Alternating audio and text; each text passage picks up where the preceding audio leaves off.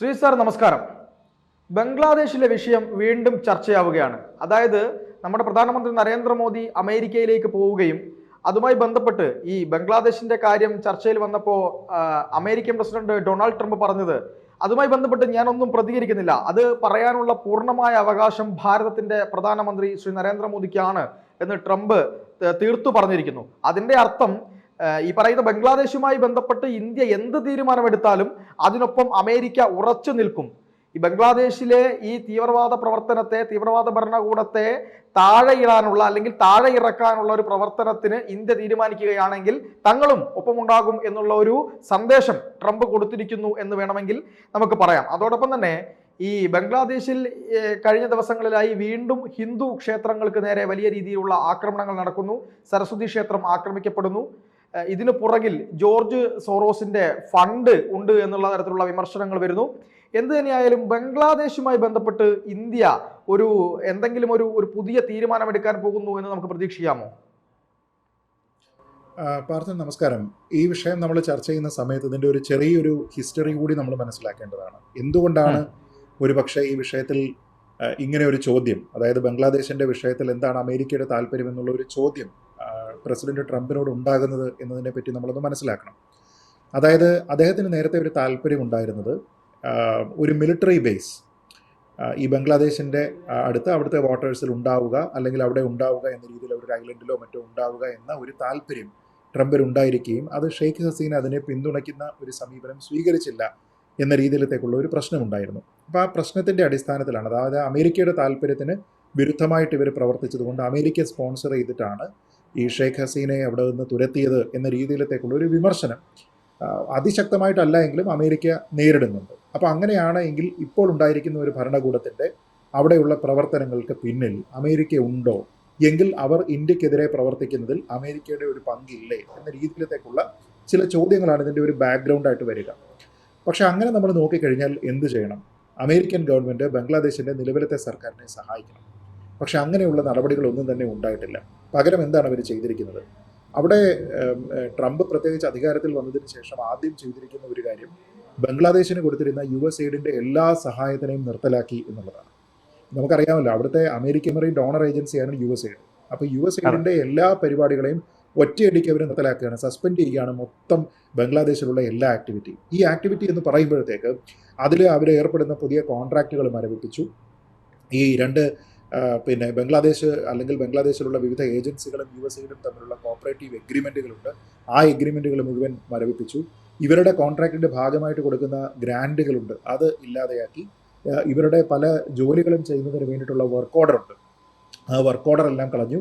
പിന്നെ അവിടെ ചെറിയ ചില ഏറ്റെടുക്കലുകൾ, ചില പദ്ധതികൾക്കുള്ള ഫൈനാൻഷ്യൽ അസിസ്റ്റൻസ്, ഇത്തരത്തിലുള്ള കാര്യങ്ങളെല്ലാം USAID കൊടുക്കുമായിരുന്നതിനെ പൂർണ്ണമായിട്ടും ഇമ്മീഡിയറ്റ് ഇഫക്റ്റോടുകൂടി അതിനെ മരവിപ്പിച്ചു. എന്ന് വെച്ചാൽ ഇനി ഇത്തരത്തിലുള്ള പല പ്രവർത്തനങ്ങൾക്കും ബംഗ്ലാദേശിന് ഫണ്ട് കിട്ടില്ല എന്ന രീതിയിലത്തേക്കുള്ള ഒരു സാഹചര്യം അവിടെ സംജാതമായിട്ടുണ്ട്. എന്ന് വെച്ചാൽ സാമ്പത്തികമായി ബംഗ്ലാദേശിൻ്റെ ഇപ്പോഴത്തെ ഞെരുക്കത്തിൽ അമേരിക്കയ്ക്ക് സഹതാപം ഏതുമില്ല എന്ന് വേണം മനസ്സിലാക്കാൻ. ഇതിനോടൊപ്പമാണ് അവിടെ നിന്ന് ഹിന്ദുക്കൾക്കെതിരായിട്ടുള്ള കുറേയധികം പ്രശ്നങ്ങൾ ഉണ്ടാകുന്നതും ഇന്ത്യ അതിനെതിരെ പ്രതികരിക്കുന്ന സമയത്ത് അവിടെയുള്ള ആഭ്യന്തര വിഷയമാണ് ഞങ്ങൾ നോക്കിക്കൊള്ളാം എന്ന് പറയുകയും എന്നാൽ ആ ആഭ്യന്തര വിഷയത്തിനെ അഡ്രസ്സ് ചെയ്യാനായിട്ട് ബംഗ്ലാദേശ് ശ്രമിക്കാതിരിക്കുകയും ചെയ്യുന്നത്. അതുകൊണ്ടാണ് ഈ വിഷയത്തിൽ അമേരിക്കയുടെ താല്പര്യം എന്താണ്, ഇന്ത്യയുടെ ഒരു നെയ്ബർ ഈ രീതിയിലത്തേക്ക് പ്രതികരിക്കുമ്പോൾ ഇന്ത്യ എങ്ങനെ പെരുമാറണം, എന്താണ് അമേരിക്കയുടെ താല്പര്യം എന്നൊക്കെ അറിയുന്നതിൻ്റെ കൂടി ഭാഗമായിട്ട് ഡിപ്ലോമാറ്റിക് റിലേഷൻസിൽ ഒരു ട്രസ്റ്റഡ് പാർട്ണർ എന്ന നിലയ്ക്ക് ഇതിനെ കൂടി അവിടെ ചർച്ചാ വിഷയമാക്കുന്നത്. ഇതുമായി ബന്ധപ്പെട്ട് നേരത്തെ തന്നെ ഫോറിൻ സെക്രട്ടറിയോട് മറ്റും ചോദ്യങ്ങൾ ഉണ്ടായിരുന്നപ്പോൾ Bangladesh is definitely on the agenda എന്നാണ് പ്രതികരണം തന്നെ വന്നിരിക്കുന്നത്. എന്ന് വെച്ചാൽ ഈ വിഷയം അവിടെ ചർച്ച ചെയ്യപ്പെടുന്നു എന്നാണ്. പക്ഷേ ചർച്ച ചെയ്തിട്ട് എങ്ങനെയാണ് പോയിരിക്കുന്നത്? ഇതിൽ അമേരിക്ക പ്രത്യേകിച്ച് ഒരു അഭിപ്രായം പറയുകയല്ല. അമേരിക്ക ചെയ്യാനുള്ളത് എന്താണ്? അവിടേക്ക് കൊടുക്കുന്ന ഫണ്ടാണ്, ആ ഫണ്ട് സ്റ്റോപ്പ് ചെയ്തു. എന്ന് വെച്ചാൽ ഇനി അവരെ സഹായിക്കുന്നില്ല എന്ന തീരുമാനം അവരെടുത്തിരിക്കുന്നു. അടുത്തതായിട്ട് എന്താണ് ചെയ്തിരിക്കുന്നത്? അവിടെയുള്ള സന്നദ്ധ സേവനം ഉൾപ്പെടെയുള്ള എല്ലാ കാര്യങ്ങളെയും ഇൻഡെഫിനറ്റ്ലി സസ്പെൻഡ് ചെയ്തു വിത്ത് ഇമ്മീഡിയറ്റ് എഫക്റ്റ്. ഇത് കഴിഞ്ഞതിന് ശേഷം അദ്ദേഹം പറയുകയാണ്, I will leave Bangladesh to the PM എന്ന് പറയുകയാണ്. ബംഗ്ലാദേശിൻ്റെ കാര്യങ്ങൾ പ്രധാനമന്ത്രി നരേന്ദ്രമോദി തീരുമാനിക്കട്ടെ എന്ന് പറഞ്ഞു കഴിഞ്ഞാൽ പൂർണ്ണമായും ഇന്ത്യയുടെ ഒരു നെയ്ബറെ എങ്ങനെ കൈകാര്യം ചെയ്യണമെന്നും ഇന്ത്യയുമായി ബന്ധപ്പെട്ട വിഷയങ്ങളിൽ ബംഗ്ലാദേശിൻ്റെ താല്പര്യം ഇന്ത്യയുടെ താല്പര്യത്തിന് വിരുദ്ധമായിട്ടാണ് വരുന്നത് എങ്കിൽ അവിടെയുള്ള ന്യൂനപക്ഷങ്ങളെ സംരക്ഷിക്കുന്നതിന് വേണ്ടിയിട്ട് അവർ തയ്യാറാകുന്നില്ല എങ്കിൽ ഇന്ത്യൻ ഗവൺമെൻറ് എടുക്കുന്ന നടപടികൾ എന്താണോ ആ നടപടികൾ എടുക്കാനുള്ള പൂർണ്ണമായിട്ടുള്ള അധികാരം ഇന്ത്യക്ക് തന്നെയാണ് എന്ന് ഒരു അമേരിക്കൻ പ്രസിഡന്റ് പറയുകയാണ്. നമ്മൾ ആലോചിച്ച് നോക്കേണ്ടത്, ഒരു കാരണവശാലും ഇത് ബംഗ്ലാദേശിന്റെ ആഭ്യന്തര വിഷയമാണ് എന്ന് പറയാനായിട്ട് ട്രംപ് തയ്യാറായില്ല. ഇന്ത്യ ഇതിൽ ഇടപെടേണ്ടുന്ന വിഷയമല്ല എന്ന് പറയാനായിട്ട് അദ്ദേഹം തയ്യാറായില്ല. മറിച്ച് എന്താണ്, I will leave Bangladesh to the Indian PM എന്ന് പറഞ്ഞു കഴിഞ്ഞാൽ ഈ വിഷയത്തിൽ ഇന്ത്യയുടെ താല്പര്യമുണ്ട്, ഈ വിഷയത്തിൽ ഇന്ത്യയുടെ അഭിപ്രായം ശരിയാണ്, അതുകൊണ്ട് ഉചിതമായ തീരുമാനമെടുക്കാൻ ഇന്ത്യക്ക് കഴിയും എന്നാണ് അദ്ദേഹം പറയുന്നത്. അതായത് എൻ്റെ ഉപദേശമൊന്നും വേണ്ട, തീരുമാനമെടുക്കാനുള്ള റൈറ്റ് ഇന്ത്യക്കുണ്ട്, ആ റൈറ്റ് ഇന്ത്യ എക്സസൈസ് ചെയ്യും എന്നാണ് പറഞ്ഞിരിക്കുന്നത്. ഇതിനപ്പുറത്തേക്കൊരു പിന്തുണ ഈ വിഷയത്തിൽ കിട്ടേണ്ടതില്ല എന്നാണ് ഞാൻ മനസ്സിലാക്കുന്നത്. നമ്മളിപ്പോൾ ഇതേ സമയത്ത് തന്നെ ബംഗ്ലാദേശിൽ എന്തൊക്കെ ബുദ്ധിമുട്ടുകൾ ഉണ്ടാകുന്നത്, കഴിഞ്ഞ 3 മാസത്തിനിടെ ജോർജ് സോറോസിനെ പറ്റി പറഞ്ഞതുകൊണ്ട് ജോർജ് സോറോസിൻ്റെ ഓപ്പൺ സൊസൈറ്റി ഫൗണ്ടേഷൻസുമായി ബന്ധപ്പെട്ട് കഴിഞ്ഞ 3 മാസത്തിനിടെ 2 കൂടിക്കാഴ്ചകളാണ് അവിടെ മുഹമ്മദ് യൂനിസ് ചെയ്തിരിക്കുന്നത്. എന്ന് വെച്ചാൽ ഡെസ്പറേറ്റ് ആണ് ആ രാജ്യം പണം അവിടെ കിട്ടുക എന്നുള്ള കാര്യത്തിൽ. അപ്പോൾ അവരുടെ താല്പര്യങ്ങൾക്ക് അനുസൃതമായിട്ട് അവിടത്തേക്ക് പണം വരണമെങ്കിൽ ഇത് സോറോസിൻ്റെ ഫണ്ടാണ് എന്നതിനെക്കുറിച്ച് മുഹമ്മദ് യൂനിസ്, നമ്മൾ ആലോചിച്ച് നോക്കാം, നോബൽ ലോറിയേറ്റ് ആയിട്ടുള്ള വ്യക്തിയൊക്കെയാണ്, അദ്ദേഹത്തിന് കൃത്യമായിട്ട് അറിയാം. അപ്പോൾ ഇത് ബംഗ്ലാദേശിൻ്റെ താല്പര്യം എന്നതിനപ്പുറത്തേക്ക് ഈ സോറോസിൻ്റെ താല്പര്യങ്ങളൊക്കെ ഇന്ത്യ വിരുദ്ധമാണ് എന്ന് ഇന്ത്യയുടെ വിദേശകാര്യമന്ത്രി പറഞ്ഞിട്ടുണ്ട്. അപ്പോൾ അദ്ദേഹം പറയുന്നതിന് എത്രയോ മുമ്പ് നമ്മുടെ നാട്ടിലുള്ള പല വിദേശകാര്യ വിദഗ്ധരും നിരീക്ഷകരും യൂട്യൂബ് ചാനലുകൾ നടത്തുന്ന ആൾക്കാർ വരെ വളരെ കൃത്യമായ ഡീറ്റെയിൽസോടുകൂടി സോറോസിൻ്റെ ഇന്ത്യയിലെ താല്പര്യവും അട്ടിമറി ശ്രമങ്ങളും എങ്ങനെയാണ് എന്ന് വിശദമാക്കിയിട്ടുണ്ട്. ആ ചോദ്യമാണ് ഒരു സമയത്ത് ശ്രീ S. ജയശങ്കറിനോട് വരുന്ന സമയത്ത് സോറോസ് എന്ന് പറയുന്നത് അപകടകാരിയായ ഒരു വൃദ്ധനാണ് എന്ന് അദ്ദേഹം പ്രതികരിക്കാൻ കാരണമായത് അങ്ങനെയാണ്. എന്തുകൊണ്ടാണ് ഒരു വൃദ്ധൻ അപകടകാരിയാകുന്നത്, എന്തുകൊണ്ടാണ് അദ്ദേഹത്തിൻ്റെ താല്പര്യങ്ങൾ നമ്മുടെ താല്പര്യങ്ങൾക്ക് വിരുദ്ധമാകുന്നത് എന്നതിനെക്കുറിച്ച് വളരെ കൃത്യമായിട്ട് പറഞ്ഞു. അതായത് ഇന്ത്യൻ ഗവൺമെൻറ്റിൻ്റെ പൊസിഷൻ അതാണ്.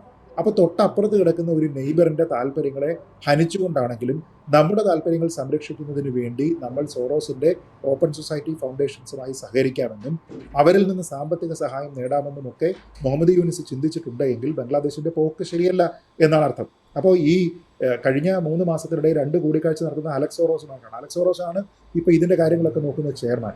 അപ്പോൾ അങ്ങനെയുള്ള ഒരാളുമായി സഹകരിക്കുന്നു. അയാൾ തന്നെ പറയുകയാണ്, ബംഗ്ലാദേശിൻ്റെ കാര്യത്തിൽ ഞങ്ങൾക്ക് സ്പെഷ്യൽ ഇൻട്രസ്റ്റ് ഉണ്ട്, ഞങ്ങൾ അവരെ സഹായിക്കുന്നതിന് വേണ്ടിയിട്ട് വി ആർ കമ്മിറ്റഡ് എന്ന് അദ്ദേഹം പറയുമ്പോൾ എന്തിനാണ് അവർ ബംഗ്ലാദേശിൽ പണം മുടക്കുന്നത്?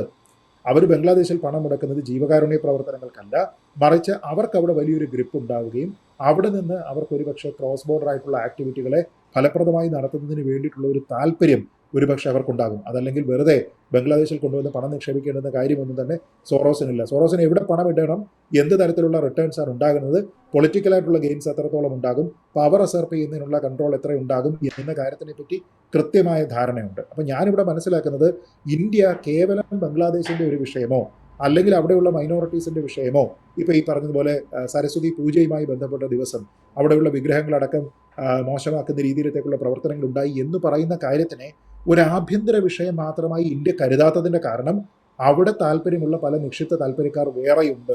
അതിലേറ്റവും പ്രധാനം ജോർജ് സോറോസും അലക്സ് സോറോസും ഓപ്പൺ സൊസൈറ്റി ഫൗണ്ടേഷൻസും ആണ് എന്ന കൃത്യമായ ബോധ്യം ഇന്ത്യക്കുള്ളത് കൊണ്ടാണ് ഇന്ത്യ ഇത് അമേരിക്കയോട് ഡിസ്കസ് ചെയ്യുന്നത്, അല്ല വെറുതെ ഡിസ്കസ് ചെയ്യുകയല്ല.